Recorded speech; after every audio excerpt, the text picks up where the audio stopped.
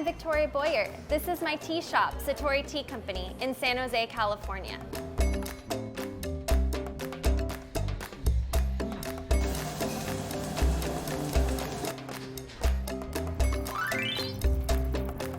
Hi, my name is Mark Roselle and I work in retail management for Verve Coffee Roasters in Santa Cruz, California.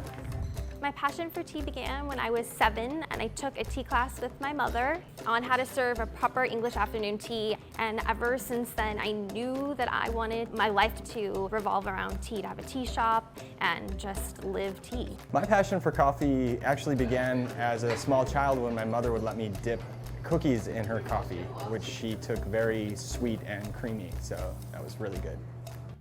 Tea and coffee can be very similar and also very different. Coffee tends to be about perfecting the preparation of that specific coffee, whereas tea can be prepared in various ways and can be steeped more than once and produce different results in the cup. I definitely think coffee culture in the US is much bigger than a tea culture. I do think tea culture is growing, but we are minority. There are far more coffee houses than there are tea houses. It seems that people like to take their time with tea. You order your cup of tea, you relax, you enjoy yourself. Where when I hear coffee, I think of fast pace, get in and get out. People often grab to go. I would say I do know a bit about Chinese tea. I do sell Chinese tea currently. They're wonderful teas. I really do like them, but I don't necessarily feel a strong connection because I don't really know where they're coming from. What do I know about Chinese tea? I know that what we call black tea should really be called red tea, and black teas are only fermented teas. We will be spending 2 weeks in China visiting 2 tea regions, Hangzhou for green tea. And we're going to the Yunnan province to learn about pu'er tea. I am ecstatic to go to China. I'm very excited about this trip.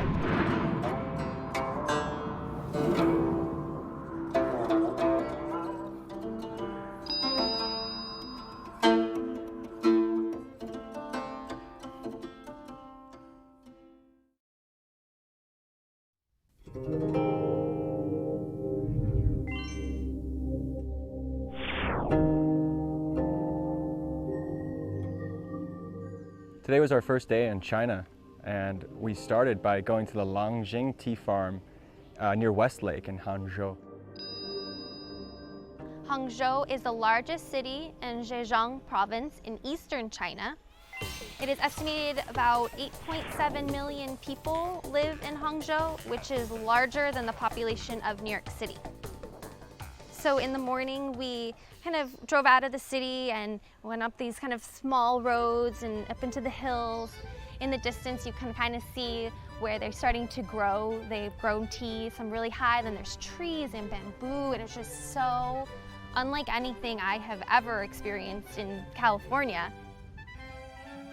And immediately stepping out of the car, I was just hit by the smell of the tea in the air. Every breath you take is just so refreshing, but full of this rich, sweet smell of tea. There also was the Dragon Well, which is where the Langjing gets its name from. So Langjing translates to Dragon Well. It's called Dragon Well because during a period of very intense drought, the well kept flowing. So the people believed that it must somehow be connected to the ocean. And since the dragon lives in the ocean, then they called it Dragon Well. And we climbed our way up a hill and I got to touch my first tea plants ever.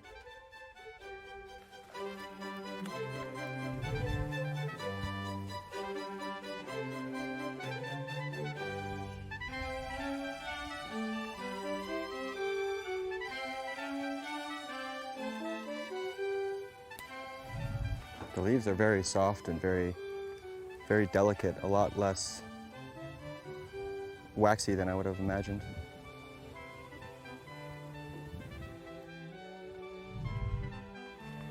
Just picked 2 leaves and a bud.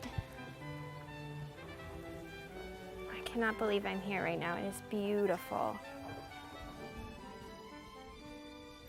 So this one's the bud, this little one right here, and it has a little bit of down on it. I can see that. And then these are the 2 leaves, and apparently this is the kind of the prized leaf. This is the best plucking for tea.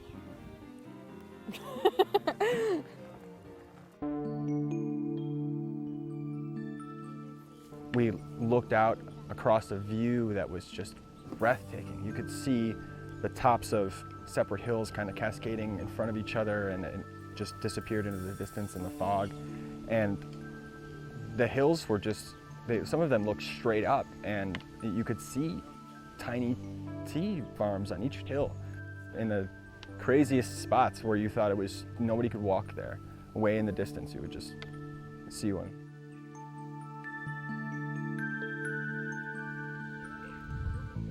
We actually got to climb a hill like that with 2 helpers, and we had quite a hard time climbing the hill.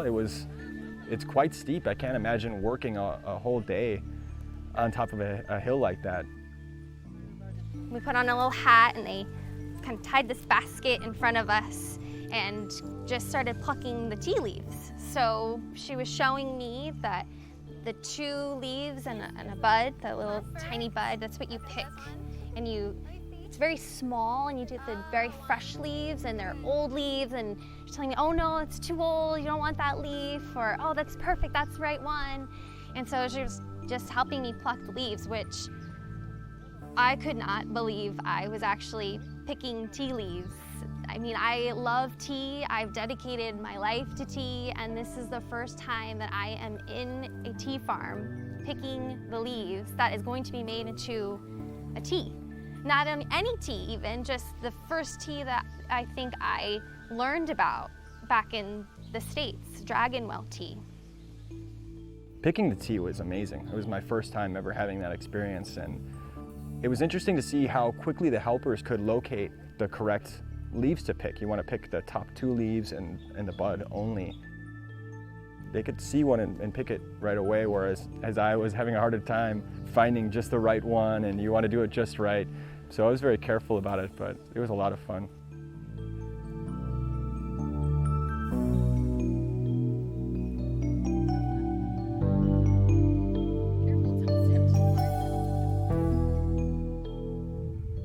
After we plucked the tea, we were actually invited to look and see how it was made into tea. So this man was sitting in front of this big wok, this hot bowl, and he threw our tea that we plucked in that day and just started kind of flattening it against the wall of the pot, and then fluffing it and flattening it, fluffing it, and kind of making the signature dragon well tea. It's a very flat leaf. I guess firing it helps to stop the oxidation process immediately. So he would put the tea in the bowl, and it would start crackling immediately, and you could smell this kind of a smokier aroma coming off of it. And it was gorgeous. I mean, the smell was just so strong and amazing. And it was kind of getting very green, and then it started to kind of wilt a little bit until finally it was getting pretty dry and flat. And it was so exciting to see, because then I got to do it too. And he showed me how to, I've got to flatten it on the bottom and kind of bring it up the side and air it out and then flatten it again. And it was very hot, that I have to say. I almost burned my hand, but it was really a fascinating experience.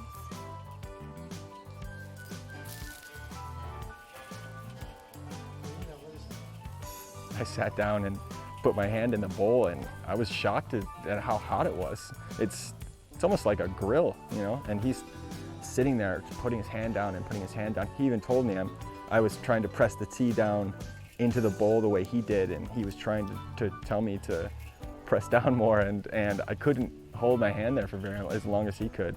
I thought his hands must be like leather, you know, but afterwards someone else was speaking to him, and I heard him admit that it's even hurts his hands. And thinking back on how difficult it was to climb the hill and pick the tea, and how difficult it is to fire the tea. You know, it's really a labor of love, and it takes a lot of hardship to produce something so wonderful. And I don't think that should go overlooked.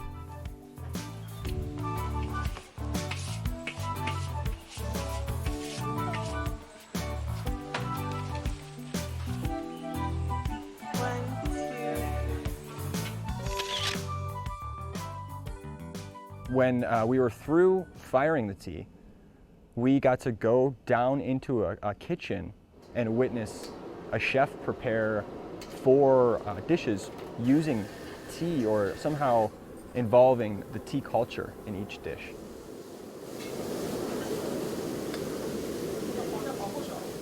The first dish we tried was Prince Ginseng pine nut soup. It was actually served in a little clay teapot, and they put a little dry ice in this beautiful kind of bowl with flowers and this gorgeous vegetable sculptures. And they poured hot water, and all of a sudden it just steamed around the teapot, and they poured a little bit in a teacup, and that's actually how you eat the soup. It's almost like a chicken broth. The second dish was a shrimp dish called Longjing shrimp, and it was cooked with the tea leaves. The shrimp itself was unlike any shrimp I've ever had. It was so fantastic. I love it. Fantastic. We then actually tried a free-range chicken that was it's very well known in the area. It's a very popular chicken dish in Longjing. The chicken is cooked for 4 hours in a broth that's made with the dragon well water, and it comes out so tender, it just falls right off the bone. It's fantastic. So the last dish we tried was dongpo pork, which was kind of just like a cube of pork. Really sweet. It's so soft. It's like a cloud. Yeah. Marshmallow. It was so flavorful and delicious.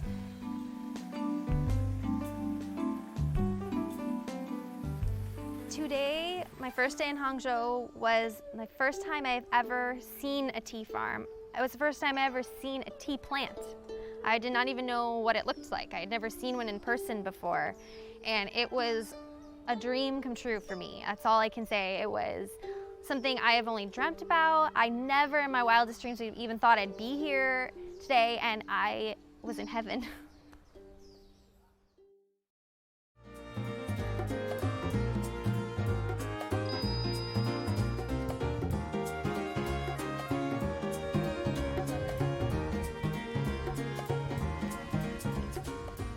Today was our second day in Hangzhou, which started out really fun and jovial. We went to West Lake. The lake is so huge and beautiful. You could see the mountains and kind of got a perspective of where we are. We got to rent some bikes and kind of travel down this path in the middle of the lake. We rode down, there was a lot of people on the path, a lot of tourists and little miniature tour buses kind of cruising by, and we continued down the path for a long time. Then decided to take a path down next to the water and sit and relax for a while. The breeze was blowing, and it was just such beautiful weather. And I noticed that out in the lake there weren't any motorboats. It was just everyone kind of peacefully rowing, very calm and relaxed, and just people enjoying the day. And it was so much fun. We looked out, and way across the lake, up on a big hill, we could see the top of this beautiful pagoda with a very tall golden spire on the top of it. Next, we got to take a boat ride on the lake. On a tiny little rickety wooden boat with someone in the back with a great big oar going through the water. Which was amazing. It was such a wonderful experience.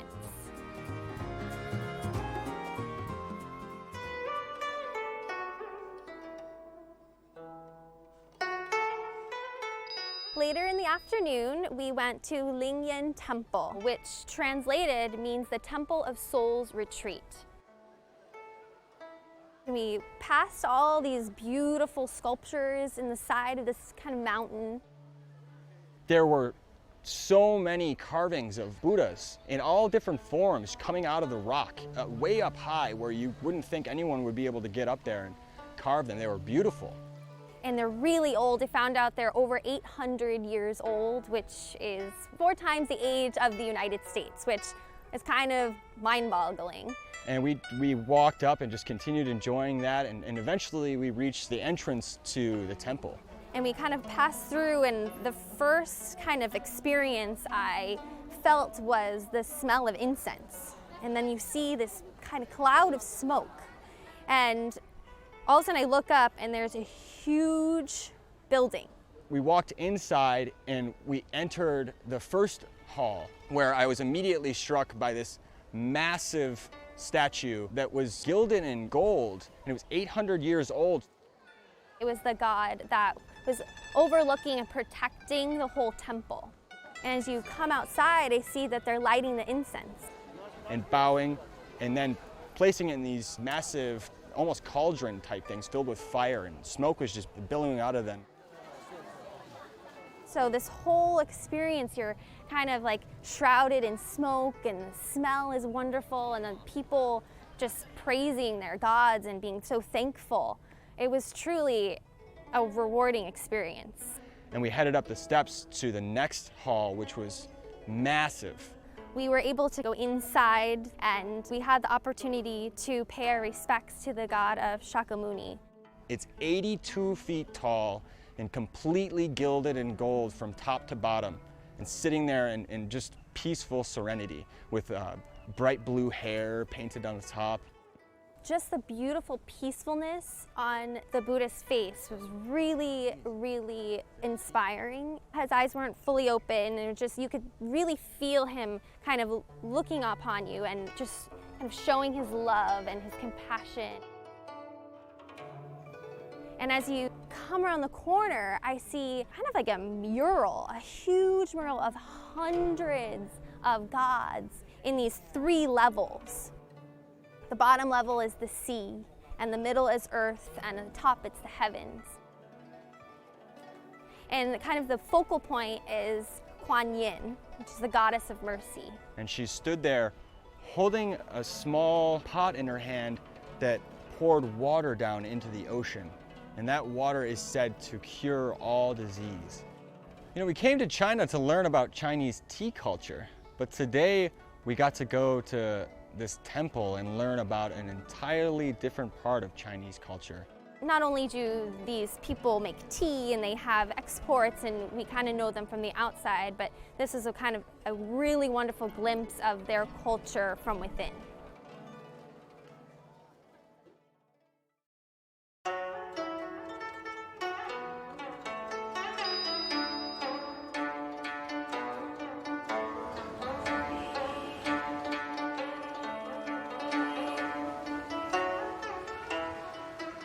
It's day 3 on our trip in China, and today I had a great time visiting the Meijiawu tea farm. We kind of came up this road, and the village was surrounded by these big mountains, these green mountains cascading with tea farms. It was in this little valley, and we were greeted by one of the village leaders, and he took us up into some of the tea farms. And he was very nice and a very informative man. He told us many things about the tea and about the farm. The farm is divided into separate plots by these vertical lines coming down the hillside. Each family takes care of a plot of about the size of 2 acres. The annual output per acre of tea on this farm is about 15 kilos, or 30 to 35 pounds of tea. Over here we have a tea plant that's over 100 years old that they have used from one mother plant, and they use the clippings and plant several tea plants over the years. This tea is much higher quality and a higher grade, which means it's a bit more expensive. Then over here we learned that these plants are about only 60 years old, still great quality, but not quite as prized and highly regarded. So even though these tea plants here are over 100 years old, they keep them very short to maintain the quality. Other tea farms, they have plucking in the spring, which is usually kind of higher quality and more expensive, and then they'll pluck in the summer and sometimes even early fall. But in Meijiawu, to maintain quality, they only pluck in the spring. He also told us that the plants are only watered by rainfall. And so I asked him if there's ever been times when there has been rough weather or drought that may have affected the plants, and he says that yes, rarely that has happened and that some of the plants have died off, but for a long time it hasn't happened. And with a great big smile, he told us that it seems like the gods are on their side. The most interesting thing that I learned was that the monk that first planted Longjing tea actually planted the tea plants at the Lingyan temple that we visited yesterday. And I hadn't grasped that originally. And to see that these kind of offshoots all started at that temple was kind of awe-inspiring. After we learned probably everything there is to know about the Meijiawu tea farm, we were invited into a special tea presentation. And a wonderful woman sat us down, and she had tea and some hot water and glasses ready for us to try the Longjing tea. The first step of the presentation was she put some dry tea leaves in a special dish and reached out and slowly presented them to the table. And this is for appreciating the tea. And then next she added a little water to each of the cups in this very fluid motion.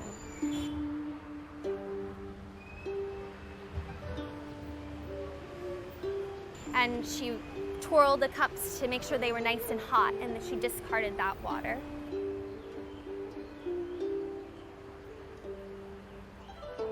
The third step was placing the tea into the cups. She slowly took a tool and took a few tea leaves out of the container and into the glasses.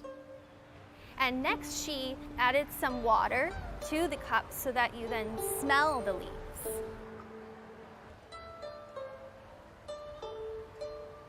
After she smelled each cup of tea, she then reached again for the hot water pot, and this time, in an elaborate motion, with 3 flicks of her wrist, she filled up each glass.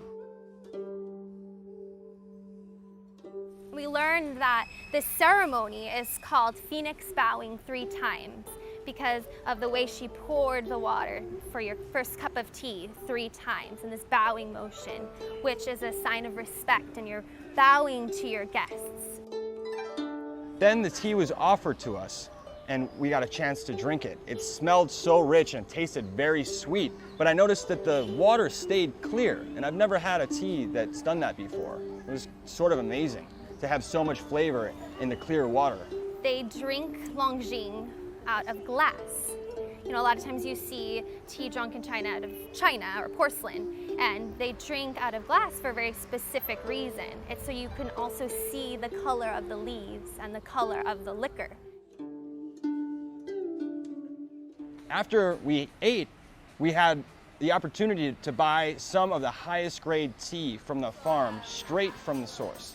And that's important for 2 reasons. One, it ensures that the farmer is getting all of the money for all of their hard work and labor, and that's very important to me. Second is that it ensures that I'm getting the highest quality tea possible. There's no middleman to shuffle things around, maybe mix in lower grades and increase the price. So we got the best tea from that farm, hands down. I just bought tea.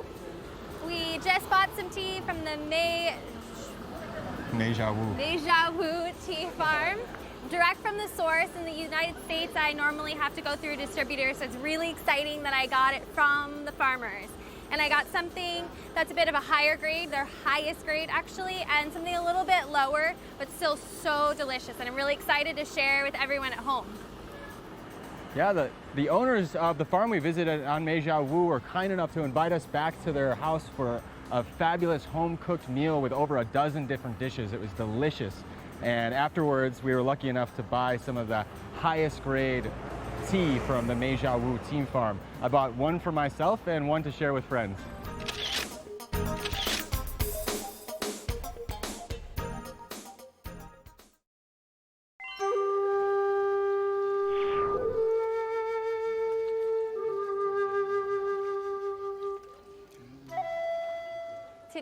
decided to take an excursion outside of the city of Hangzhou, and we traveled about an hour and a half to an area south of the Yangtze River Delta, and it's an ancient water town called Wuzhen.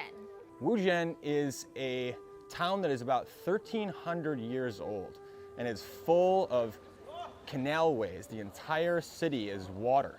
And I learned that this is very typical of the architecture in this region. There's a lot of waterways and a lot of canals, and they've built these towns around the water. These canals are actually used for transportation.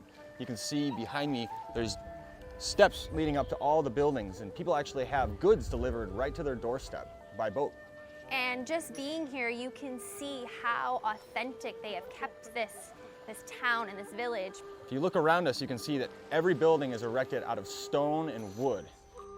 Everything is carefully designed to still look very old and remain that ancient aesthetic. Even air conditioner units have elaborate wooden boxes that are built around them to hide them.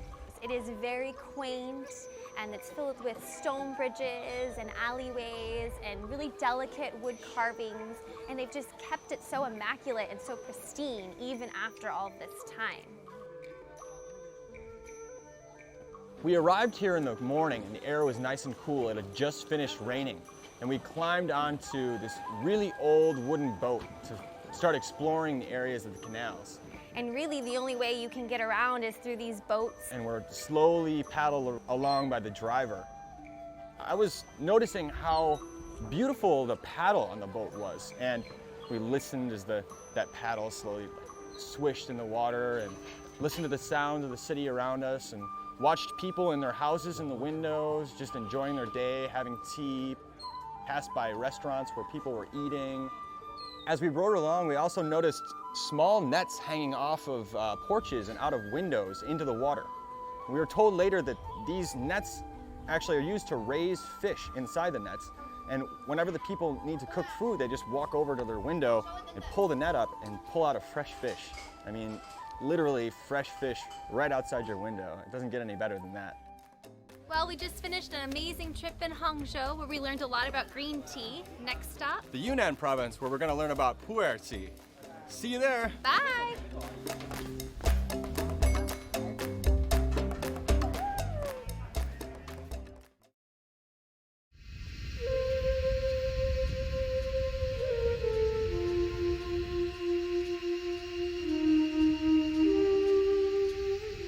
We finally arrived in Yunnan province, which is in southern China and borders countries such as Vietnam and Burma and Thailand. So it's definitely a different feel from where we just came from in Hangzhou. We finally arrived in Munghai County in Yunnan province, and today we took a long drive up a twisted mountain road. We travel up this really windy, bumpy dirt road up to the top of a mountain. The way up was so steep at times that at some points it didn't even seem like a vehicle could climb the road until we got to the Hukai village. After an hour-long car ride up a twisting mountain road, Suddenly the pu'er tea farm was right in front of us.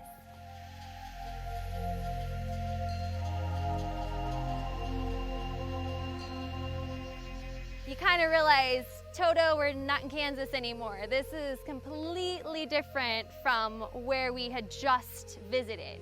And I realized that the trees I'm looking at are actually tea trees that are probably about 9 feet tall.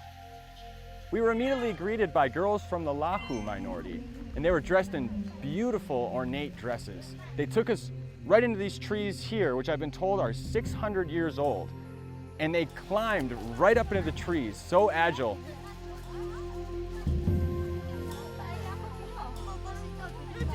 And stood in the sun and picked the freshest leaves from right on top of the trees.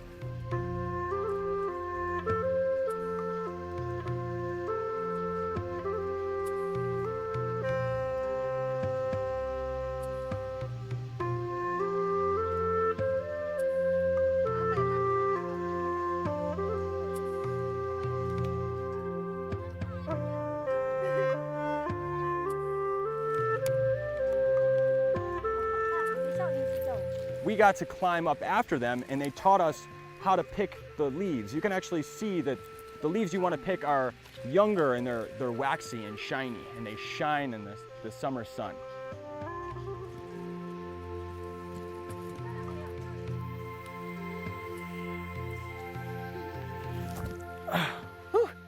Incredible. Literally standing in the treetops picking tea. I had no idea that, first of all, these plants are so big, and second of all, that you actually have to climb them to get at the tea. You don't see a single ladder on this whole farm. These girls that were kind enough to show us how to pick the tea are completely agile. Some of them aren't even holding on to anything, just balancing on their feet and reaching out and pulling the limbs toward them and plucking off just the tips, just a few leaves and the sprout. And you can actually tell just by looking at them that it's this bright sort of waxy, shiny leaf. So it's easier to pick it out than we experienced on Longjing, where those plants were so much smaller and there's more of a consistency between the leaves, and the sprouts you're picking are a lot smaller too. These are probably at least double in size than the leaves you pick on the Longjing tea farm. And I was so excited and thrilled when the woman invited me to climb the tree and start picking some tea leaves to make pu'er tea. And at first I was a little nervous because I'm not a tree climber. This is not what I do daily, but she showed me where to step and we kind of climbed up. Oh my goodness, this is so cool. The view was spectacular. And right then I realized I am one of the few people that will ever get to see this and experience this. I was like a kid in the candy store. I was just in my element, and I was just thrilled to be there, right there on top of the tree, looking over all the other tea trees and just being here.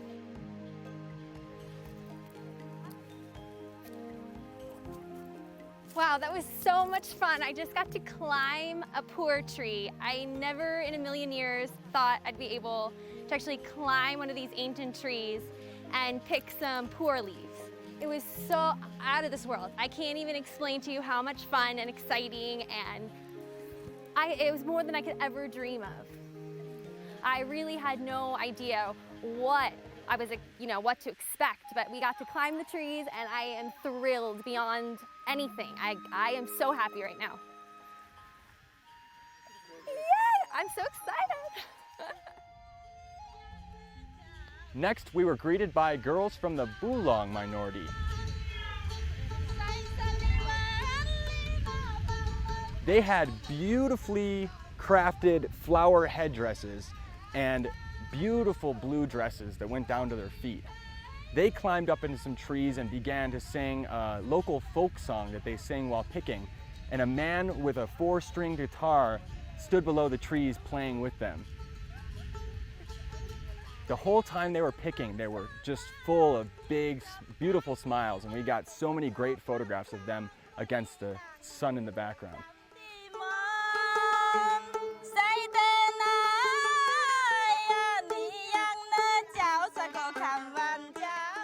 And I just, in that moment, I was just so happy to be here, and I realized how much work these people put in to making this tea, and it just must be ingrained in their traditions and their culture, and to realize that tea is so important to them. I couldn't really ever understand and grasp that back in the States, because there we're a bit removed from the home of tea, and here we are, kind of where tea began, and it is just so amazing. There aren't even really words to describe how I feel. I'm just so happy.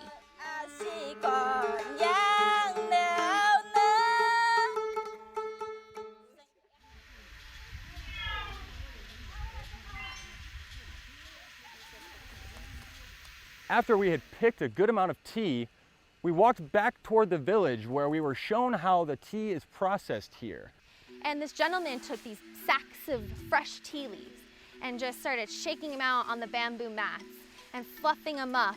And we learned that he's actually kind of lying them out to start withering the leaves a little bit. And then right away, he took bunches of tea leaves and put them in a basket. And there are these stone woks, or stone and metal pans right next to us. And they're hot. underneath they're actually feeding it bamboo, and there's a fire, a bamboo fire essentially, heating these huge bowls. And he throws this big bundle of tea, which is a lot bigger bundle than the tea leaves that they were using to make longjing. And he just starts fluffing it up, and fluffing it and fluffing it. He's not flattening it and swirling it like longjing. He's actually fluffing it so that it doesn't burn on these big woks. He was wearing gloves, but quickly he showed us that he normally don't even wear gloves. They took the gloves off, and he was doing it with his bare hands. I couldn't believe it. We put some gloves on and tried it ourselves, and I could feel the heat through the gloves. We couldn't handle the tea as quickly as he did. And I think it's because they need to kind of feel when it's the right sogginess or dampness and the right temperature for the leaves.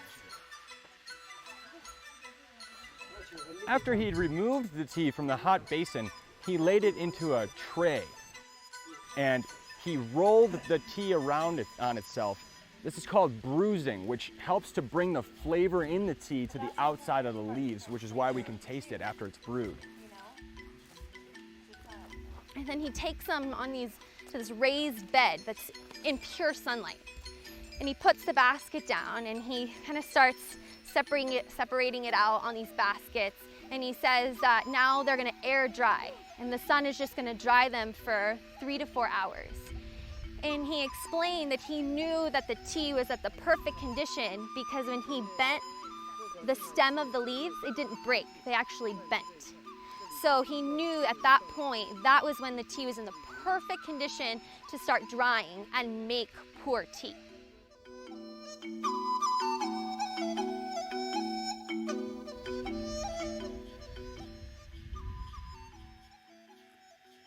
After lunch, a woman presented us pu'er tea in a different style that we'd seen at the Longjing tea farm. This was my favorite part of the day because of course I love tea and I love pu'er, and this is going to be something that I've really never tried before back home in the United States. First, you take hot water and you actually heat this little cup, this porcelain cup, it's called a gaiwan, and you heat the cup, and she heats all the little cups that we'll be drinking out of and the pitcher as well. And this is to kind of make sure that they're warm for when we actually drink the tea. Oh, look at the tea. And next she adds some tea leaves, a huge handful of tea. I couldn't believe that she was gonna put this much in her cup and we were gonna drink this much tea. She puts it in, she adds some hot water, and she fills it all the way to the top and starts pouring over. And she puts the lid on. So she takes the first steeping and she kind of pours it in all of our glasses and also in the pitcher. But the first steeping of the tea is simply called waking up the tea. It's not drank, it's just to release the first flavors of the tea, and then it's poured out. And then she rinses and dumps the water, and we get to smell the tea just from these rinsed cups. And you can kind of start to smell this little bit of earthiness and some of this greenness of the tea. So next, she actually fills the gaiwan again with water. And she actually pours the tea into the pitcher and pours us our first cup of tea. And I have to say, I didn't really know what to expect because this is very fresh pu'er. It was just plucked in April. It's very new. It is the top grade, she told us.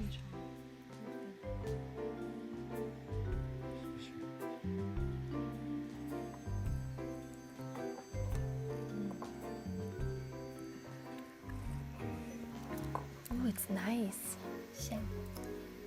Very nice. It's lighter than I imagined it to be.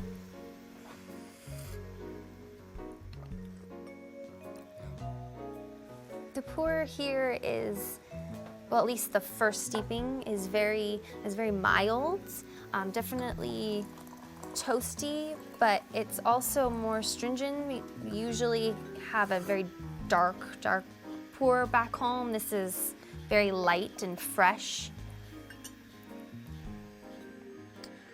Yeah, this pu'er is definitely more delicate. So it's a bit floral. It smells the way the leaves smell when they first came out of the firing. A lot less smoky and yeah, very, very nice, very easy to drink. Some pu'ers can be quite an acquired taste.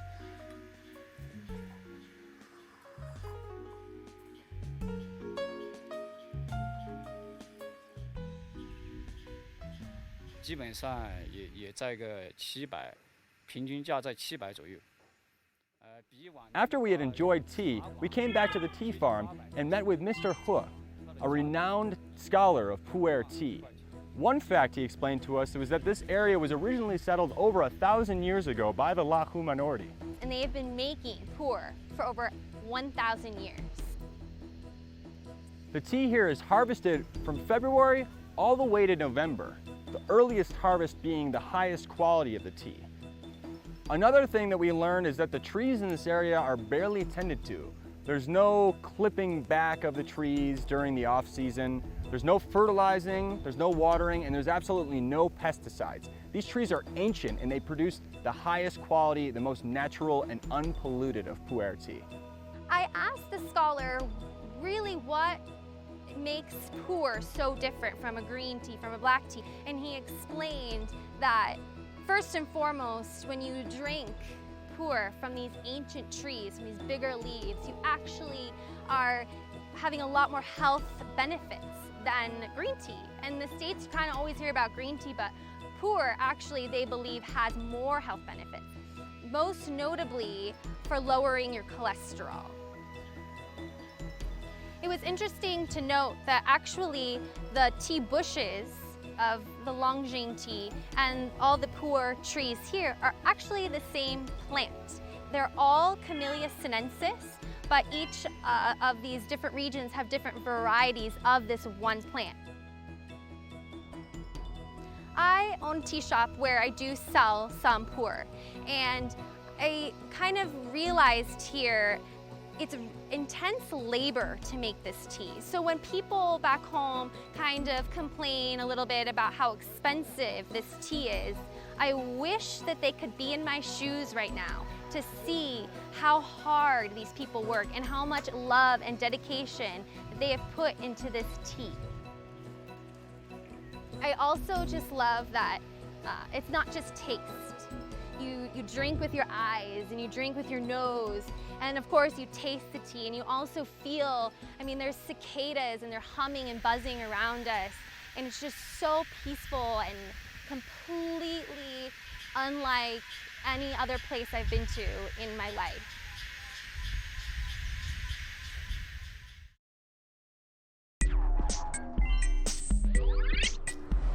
Today we are in Sichuanbana to experience some of the local flavor in Yunnan province. We headed down to the Wild Elephant Valley, and we were greeted by a group from the Hua minority. They put on a special tribal drum dance for us. It was amazing. I've been a dancer my whole life, and seeing this was very different from kind of what we see in the US or really anywhere else. It was very powerful. It was very animalistic. It almost looked like the women were using their hair as like ears.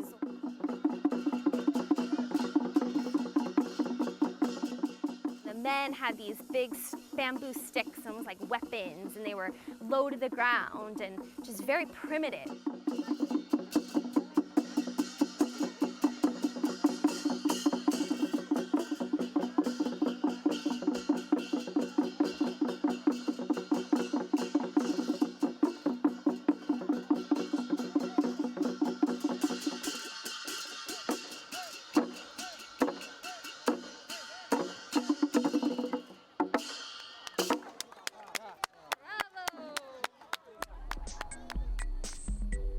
Later in the afternoon, we drove a little further into the wilderness, and We headed over to see some wild elephants. this area of China is home to the only wild Chinese elephants in the country. And we were able to see some of the tamer ones, some of the ones that they've trained. A group of 4 elephants with a trainer came through the water, just eating their lunch. They were just eating as much as they could. They just noshing away, picking up these really long grasses that grow along the water. They seem to enjoy those the most. And splashing themselves in water. So it's really hot, so I think they were cooling themselves off. They'd even pick up some mud and spray mud out over themselves to try to stay cool, and it was just such a sight. They were just so magnificent. Something new I learned about these elephants is that they only sleep about 2 hours a day. The rest of their day they spend eating. I know elephants eat plants, so it was really fascinating to find out that they eat over 45 pounds of food a day. We were lucky enough to have the trainer come over and let us climb onto the back of one of the elephants with him. I got to ride an elephant, which is really exciting. I was so thrilled. Nothing on it, I'm not prepared, I don't have a helmet. Then we carefully climbed onto the back of it, holding onto the trainer as the elephant stood back up and walked through the muddy banks. And it was kind of scary, though thrilling at the same time, because of course the riverbed is not flat, it's not a road. So we were kind of going low and up and like rummaging around, and I just kind of like let my body move with the movement.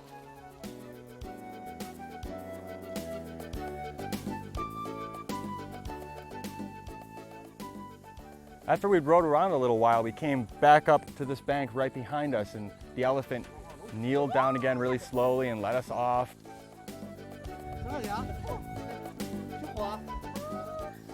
We stood there and thanked it. It was such a sweet creature and so gentle for its size. Such a huge elephant, and it's just so calm and accommodating. And so I was able to stroke her nose, and I was trying to feed her some grass, but they said she was full. After that, the trainer rode the elephant back up to its wild habitat where it lives.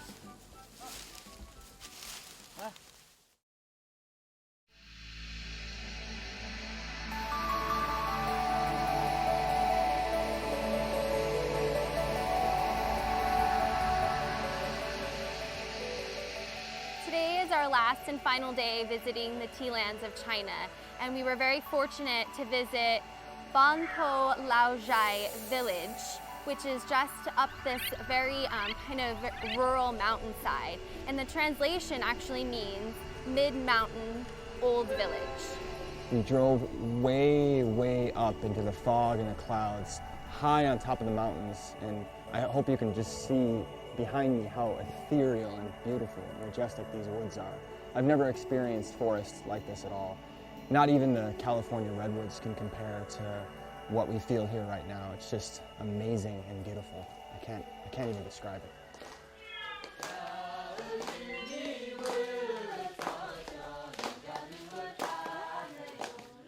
We began our hike by entering the village, and we rounded a corner and we were greeted by the minority, the Hani minority here. They stood on both sides of the path and sang a very festive, welcoming song for visitors from afar. They clapped as they sang.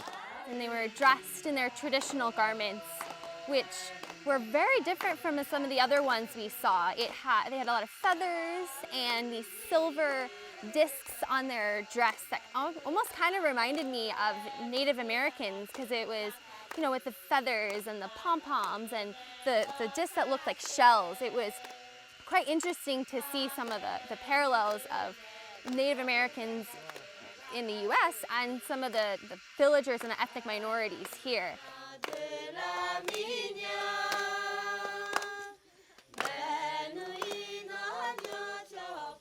Right after they greeted us with this beautiful song, they actually took us up a muddy path up the mountain.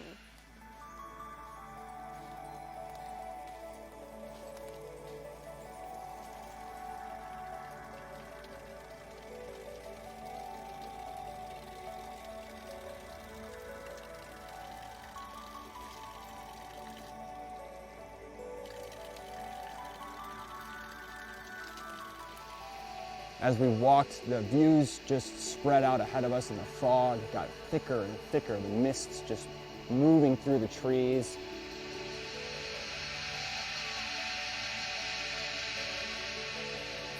surrounded by these old pu'er trees.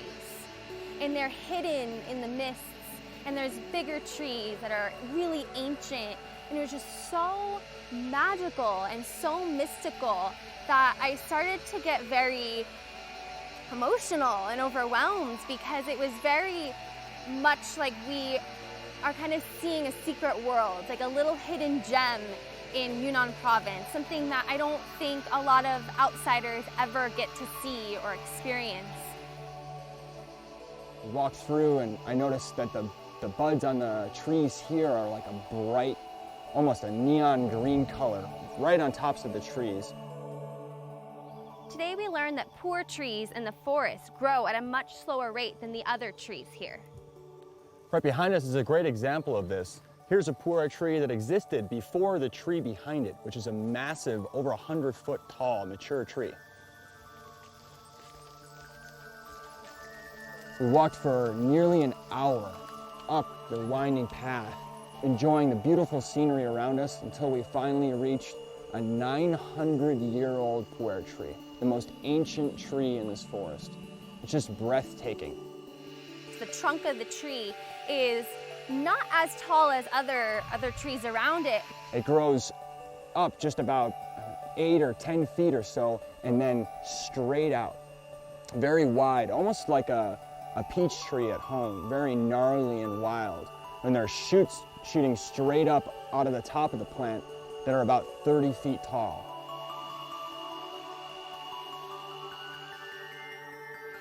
And just as we were kind of admiring and kind of revering this old tree, We watched the Hani minority men and women that had hiked up here with us climb up into the trees on these steep slopes around us. And they climbed up to the tops of the trees and began to pick off those neon green buds of the teas and placing them in large baskets on their hip. And they sang a very, very beautiful local folk song that they sing while picking teas. and it was so foggy that all you could hear were their voices. I couldn't even see them in the trees. They were like ghosts. It was just so powerful and so mystical.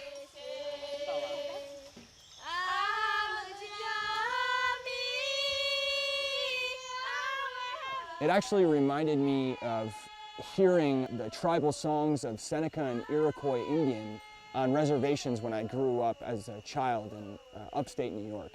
Just peaceful and tranquil and flowing.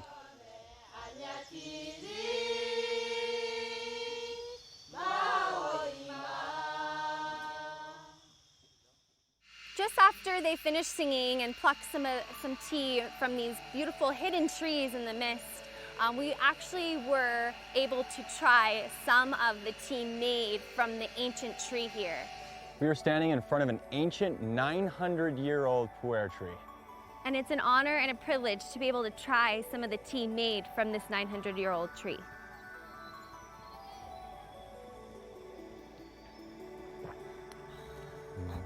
Oh, it's so good.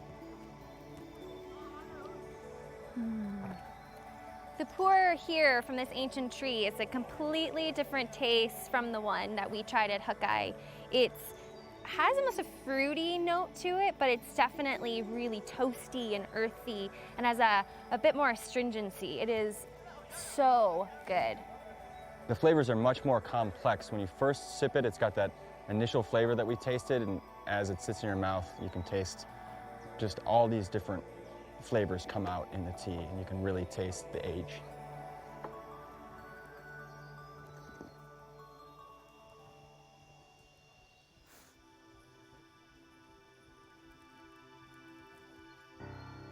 I'm getting very overwhelmed being here. You know, this is getting very emotional too, because for so long, people would always tell me, you can't have a tea shop, you can't, how can you make a living selling tea? And it's so a counterculture, and for the first time I feel like maybe I'm doing the right thing. Sorry. Just being here, maybe I feel like this is what I'm supposed to do, and maybe I am supposed to provide a wonderful experience to people and something different, and somehow, some way, share this with them and share this calmness and just how tea is not just something that you just pick up and drink. There's just so much more meaning, and I can't even explain my emotions. All I can do is just feel and hope that maybe when I have time back home or in a few moments, I can just kind of write everything down. It's just so, we're in the mists. It's not even real. It's so unreal. It's unreal to be here, that drinking tea from a plant that's 900 years old. And I'm just so honored and I'm so privileged and I'm so thankful to actually be here. I can't really fully express with words. I'm so happy that we caught a lot of this on film because it is just so powerful.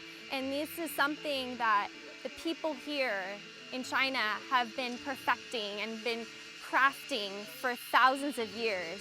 And to be able to witness just a glimpse of some of the daily things that they do and some of the daily tasks in making tea has been such an honor and such a privilege.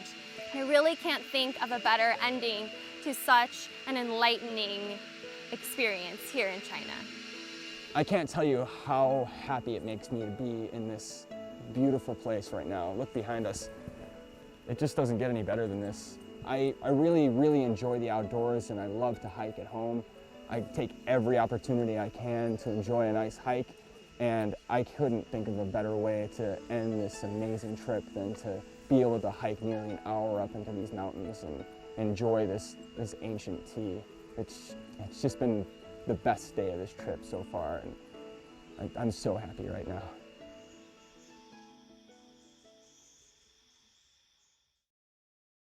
Personally, from this trip, I have learned to really appreciate the Chinese culture in all its aspects. Professionally, I am walking away with a boosted confidence as a tea shop owner in the United States. I have so much more knowledge and so much more experience to bring back and share in my shop. As a person who works in coffee, I've really gained a much greater understanding of Chinese tea and just a much greater sense of appreciation for the tea itself. I hope to bring back some of the preparation methods I've learned and teach my staff, and I also hope to bring some of the higher quality teas into my shop to offer to my customers. The visit to the tea lands of China could not have ended more perfectly than where it all began. Next to this ancient tea tree, the oldest in this village, with the cicadas singing our praises.